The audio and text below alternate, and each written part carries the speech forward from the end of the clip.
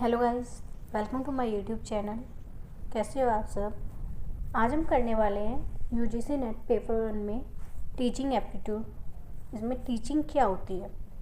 Teaching एक systematic process है जिसका एम क्या होता है, मेन उद्देश्य क्या होता है कि स्टूडेंट्स को लर्न कराना, उनको नॉलेज देना, उनको सिखाना। तो it involves conscious and purposeful interaction between teacher and learner. अब हम कैसे सिखा सकते हैं, जब उनके बीच में एक इंटरेक्शन होगा टीचर और लर्नर के बीच में, जब कोई सिखा रहा है और सीखने वाले के बीच में, जब वो आपस में लिंक करेंगे, जब इंटरेक्ट करेंगे, जब भी हम कोई ना कोई चीज़ इन्फॉर्मेशन शेयर कर सकते हैं। Way the teacher helps the learner acquire, कि टीचर क्या हेल्प कर रहा है लर्नर को कि वो स्किल्स ले, नॉलेज गेन करे, वैल्यूज जो है वो सीखे।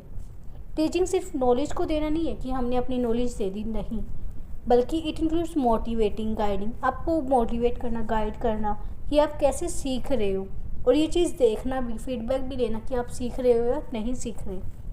ये एक डायनामिक और कॉन्टीन्यूस प्रोसेस है, ये चलती रहती है लाइफ टाइम। ऐसा नहीं एक बार इन्फॉर्मेशन दी तो बस हाँ आपको सारी इन्फॉर्मेशन मिल गई, नहीं।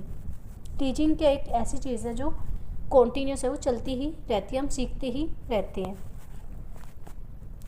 नाउ ऑब्जेक्टिव क्या होता है टीचिंग का, कि एक लर्नर को कम्प्लीटली डेवलप करना हर तरीके से, cognitive, mentally, emotionally, social domains में, हर फील्ड में हम उसको क्या करें, एक डेवलप करें। To foster critical thinking, problem solving, life long learning habits.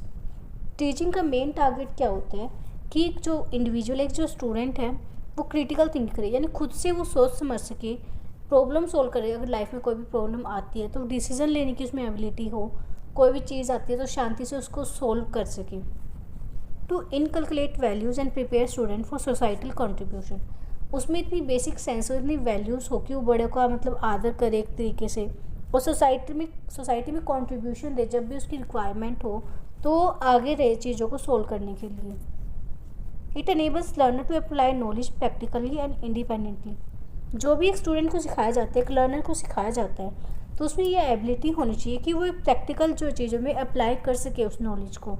ये नहीं उसने थियोरटिकल तो सीख लिया, हाँ उसको पता है ये ऐसे करते हैं, बट वो उस चीज़ को अप्लाई नहीं कर पा रहा है। तो एक लर्नर को इतनी होनी चाहिए कैसे वो अपनी नॉलेज को अप्लाई करेगा।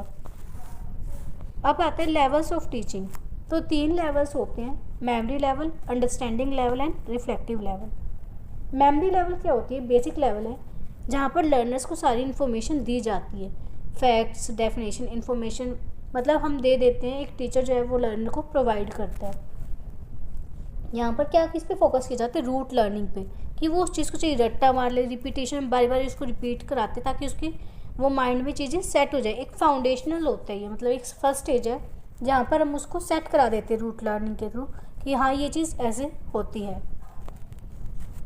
इस स्टेज पर उसको ज़्यादा सोचने की जरूरत नहीं होती कि ऐसा क्यों होता है, किस लिए हो रहा है, बस उसको जो इन्फॉर्मेशन दी है वो उस चीज़ को याद रखता है। नेक्स्ट है अंडरस्टैंडिंग लेवल। यहाँ पर लर्नर्स जो है समझने की कोशिश करते हैं उसके मीनिंग, प्रिंसिपल्स, कि उसको क्या पढ़ाया जा रहा है, उसका मतलब क्या है, उसको एक्सप्लेन किया जाता है एग्जांपल्स के थ्रू, जैसे डिस्कशन हो गया, एक्सप्लेनेशन हो गया, इस सब के थ्रू वो समझने की कोशिश करता है उस नॉलेज को। Now last one is reflective level, where जो लर्नर्स है वो एनालाइज करते हैं कि हाँ उसने क्या सीखा, क्या इन्फॉर्मेशन उसको गेन हुई, कैसे इस प्रॉब्लम को सोल्व हुआ, कैसे नई नॉलेज को क्रिएट किए, लाइक प्रोजेक्ट वर्क के थ्रू, प्रॉब्लम सॉल्विंग के थ्रू। तो ये होते हैं हमारे 3 लेवल।